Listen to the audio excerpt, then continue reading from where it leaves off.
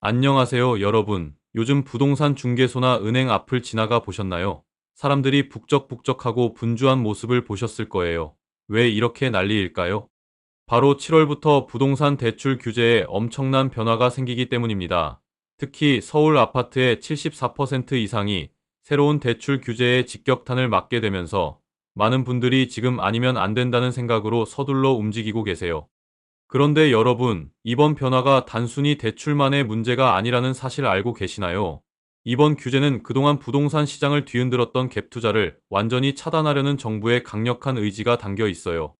오늘은 7월부터 바뀌는 부동산 대출 규제의 5가지 핵심 변화를 정확하고 자세하게 알려드리겠습니다. 특히 각각의 변화가 여러분의 실생활에 어떤 영향을 미칠지, 어떻게 대비해야 할지까지 구체적으로 말씀드릴 테니까 끝까지 함께 해주세요. 먼저 대출 규제가 역대급으로 강화되는 배경부터 알아보겠습니다. 왜 정부가 이렇게까지 강력한 조치를 취하는 걸까요? 가장 큰 이유는 갭 투자 때문입니다. 갭 투자가 무엇인지 구체적으로 설명드릴게요. 예를 들어 10억 원짜리 아파트가 있다고 해봅시다. 투자자가 이 집을 사서 전세 8억 원으로 내놓아요. 그러면 전세 보증금 8억 원 플러스 본인 자금 2억 원으로 10억 원 집을 산 거죠. 그런데 여기서 끝이 아니에요. 이 투자자는 또 다른 12억 원짜리 집을 봅니다. 첫 번째 집을 담보로 대출을 받아서 두 번째 집을 사고 그 집도 전세로 내놓아서 세 번째 집을 사는 방식으로 계속 확장해 나가는 거예요. 마치 도미노처럼 연쇄적으로 집을 사들이는 구조인 거죠. 실제 사례를 들어보면 더 이해하기 쉬워요. 강남의 한 투자자는 이런 방식으로 5년 만에 30채의 아파트를 소유하게 됐다고 해요. 처음에는 본인 자금 2억 원으로 시작했는데 갭 투자로 계속 확장해서 총 300억 원 상당의 부동산을 보유하게 된 거죠. 이런 경우가 전국적으로 확산되면서 문제가 된 거예요. 이런 방식이 왜 문제일까요? 첫째, 실제 거주 수요 없이 인위적으로 매물을 사들이면서 집값을 끌어올립니다. 둘째, 전세 물량은 늘어나지만 매매 물량은 줄어들어서 집값 상승 압박이 커져요. 셋째, 진짜 집이 필요한 사람들은 갈수록 높아지는 집값 때문에 내 집 마련이 어려워지고 투자자들만 시세 차익을 얻는 불공정한 구조가 된 거죠. 정부 통계에 따르면 서울 아파트 매매 거래 중 약 30%가 갭 투자와 관련된 거래였다고 해요. 이것이 얼마나 심각한 수준인지 알 수 있죠.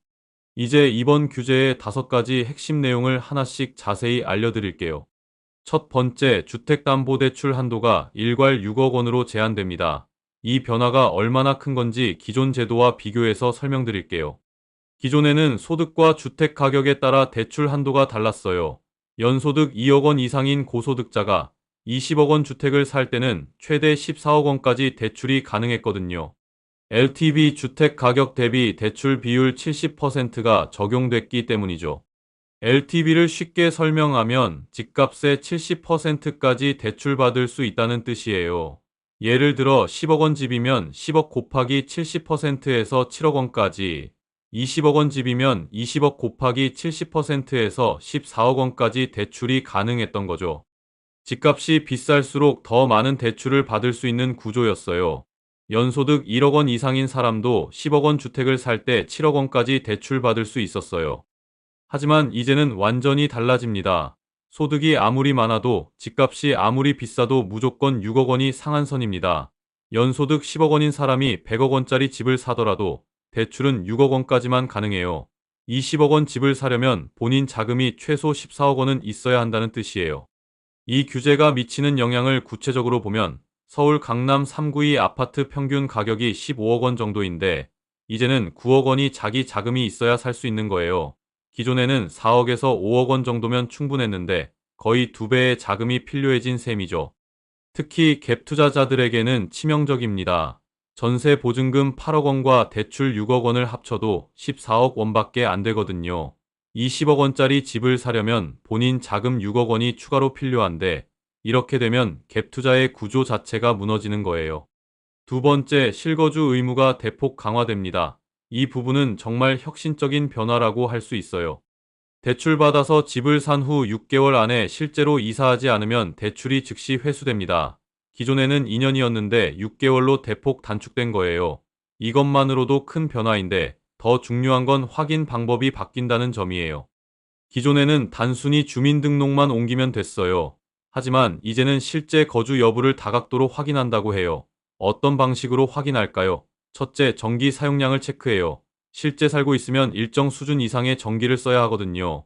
둘째, 주변 상가나 아파트 관리소에 거주 확인을 해요. 셋째, 무작위로 현장 확인을 나갈 수도 있다고 해요. 예를 들면 어떤 투자자는 대출받아서 집을 산 후 주민등록만 옮기고 실제로는 다른 곳에 살았어요. 하지만 6개월 동안 전기 사용량이 거의 제로에 가까웠고 아파트 관리소에서도 그 집에 사람이 사는 것 같지 않다고 신고가 들어왔거든요. 이런 경우 대출이 즉시 회수되는 거죠. 이 규제가 미치는 영향은 엄청납니다. 갭 투자자들은 실제로 그 집에 살아야 하는데 여러 채를 동시에 소유하고 있으면 물리적으로 불가능하잖아요. 결국 갭 투자 자체가 원천 차단되는 효과가 있어요. 세 번째, 조건부 전세 대출이 완전 차단됩니다. 이 부분은 갭 투자의 핵심 도구를 없애는 조치예요. 조건부 전세 대출이 무엇인지 정확히 알려드릴게요. 집을 사면서 동시에 그 집의 전세 입주자로부터 받을 보증금을 미리 대출로 받는 방식이었어요. 예를 들어 10억 원 집을 사면서 이 집을 전세 8억 원으로 내놓을 예정이라고 하면 은행에서 8억 원을 미리 빌려주는 거였죠. 구체적인 과정을 설명하면 이래요. 투자자가 10억 원 아파트 계약을 체결해요. 동시에 은행에 가서 이 집을 8억 원 전세로 내놓을 거니까 8억 원을 미리 빌려달라고 요청해요. 은행은 전세 계약서 없이도 앞으로 전세를 놓을 예정이라는 조건으로 8억 원을 대출해줬어요. 이렇게 되면 투자자는 본인 자금 2억 원만 있으면 10억 원 집을 살 수 있었던 거죠. 집을 산 후에 실제로 전세 입주자를 구해서 8억 원을 받으면 그 돈으로 은행 대출을 상환하는 구조였어요. 하지만 이제는 이런 방식이 완전히 막혔어요. 실제 전세 계약이 체결되고 입주자가 들어온 후에만 전세 대출이 가능해집니다. 이로 인해 갭 투자자들이 활용할 수 있는 자금 조달 경로가 크게 줄어들게 됐어요. 실제 시장에서는 이미 영향이 나타나고 있어요. 조건부 전세 대출을 받아서 계약한 물건들이 계약 해제되는 사례가 늘어나고 있다고 해요. 투자자들이 자금 조달에 어려움을 겪고 있는 거죠. 네 번째, 세입자 보증금 활용이 엄격하게 제한됩니다. 이 부분은 기존 갭 투자의 또 다른 핵심 구조를 차단하는 조치예요. 매매 잔금을 치를 때 세입자의 보증금을 사용하는 것도 엄격하게 제한됩니다. 기존에는 어떤 방식이었는지 설명드릴게요. 투자자가 새 집을 계약해요. 계약금 10%를 내고 잔금 90%는 나중에 치르기로 해요. 잔금일이 되면 현재 살고 있는 집의 세입자에게서 보증금을 받아서 새 집 잔금을 치르는 거예요. 예를 들어 현재 집 세입자가 8억 원 보증금을 빼면 그 8억 원으로 새 집 잔금을 치르고 새 집에 다시 세입자를 구해서 보증금을 받는 구조였어요. 이런 방식이 문제가 되는 이유는 세입자 보증금 반환에 차질이 생길 수 있기 때문이에요.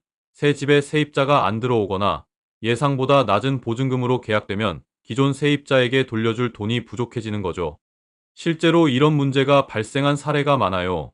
강남의 한 갭 투자자는 이런 방식으로 5채를 운영하다가 부동산 시장이 얼어붙으면서 새 세입자를 구하지 못했어요. 결국 기존 세입자들에게 보증금을 제때 돌려주지 못해서 법적 분쟁에 휘말렸죠. 이제는 이런 방식이 불가능해져요. 세입자 보증금을 새집 구입 자금으로 사용하려면 기존 세입자의 보증금 반환 계획을 명확히 제시해야 해요. 은행에서는 이를 꼼꼼히 검토한 후에만 대출을 승인하게 됩니다.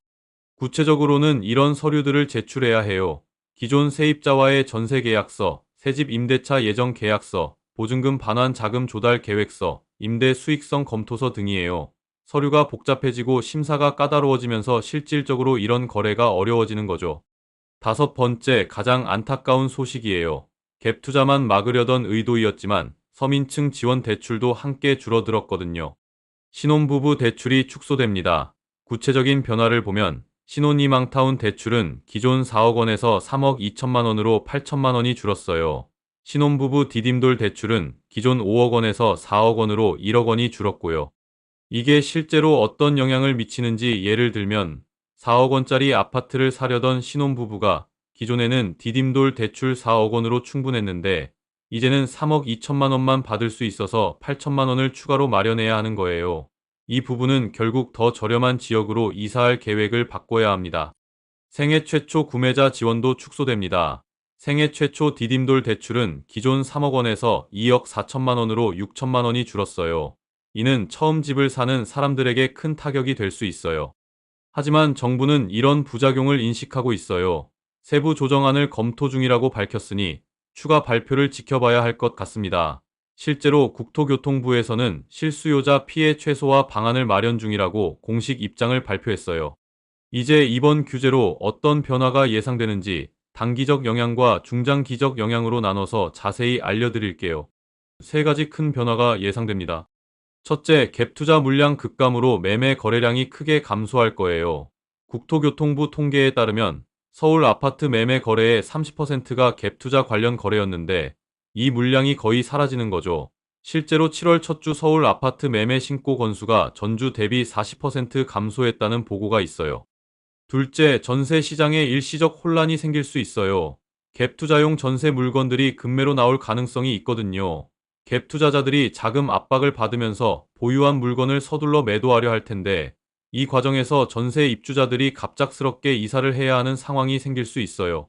실제로 강남의 한 아파트 단지에서는 갭 투자로 운영되던 10여 세대가 동시에 매물로 나오면서 전세 입주자들이 당황하는 일이 벌어졌어요. 이런 사례가 전국적으로 확산될 우려가 있어요. 셋째, 고가 아파트 시장이 위축될 것으로 예상됩니다. 특히 15억 원 이상 고가 아파트의 경우 자기 자금 9억 원 이상이 필요해지면서 실질적인 구매층이 크게 줄어들 거예요. 강남 3구나 여의도, 목동 등 고가 아파트 밀집 지역의 거래량이 급감할 것으로 보여요. 중장기적으로는 더 근본적인 변화가 예상됩니다. 첫째, 집값 상승폭이 둔화되거나 하락으로 전환될 가능성이 있어요. 갭 투자로 인한 인위적 수요가 사라지면서 집값이 실제 거주 수요를 반영하는 수준으로 조정될 것으로 보여요.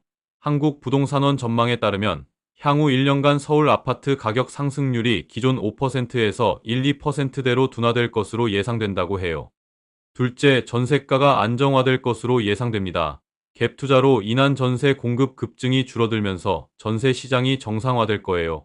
하지만 초기에는 일시적으로 전세 공급이 줄어들어서 전세가가 상승할 가능성도 있어요. 셋째, 실수요자 중심의 건전한 시장이 정착될 것으로 보입니다.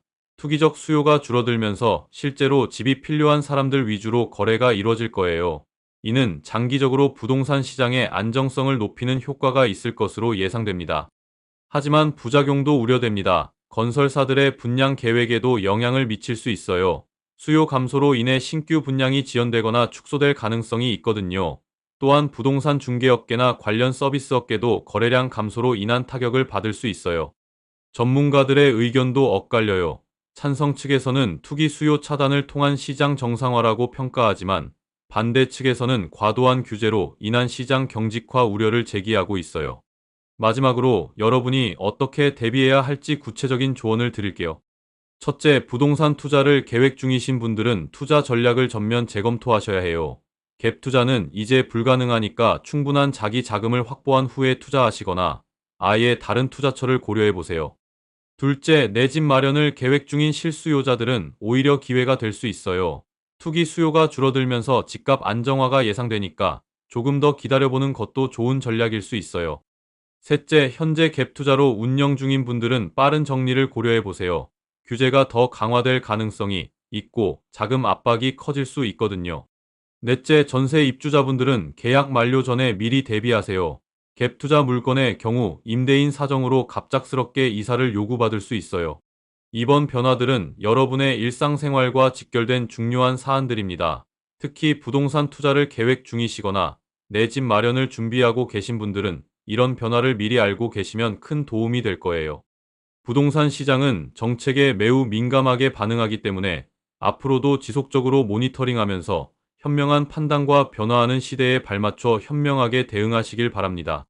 다음에도 유익한 정보로 찾아뵙겠습니다. 시청해 주셔서 감사합니다.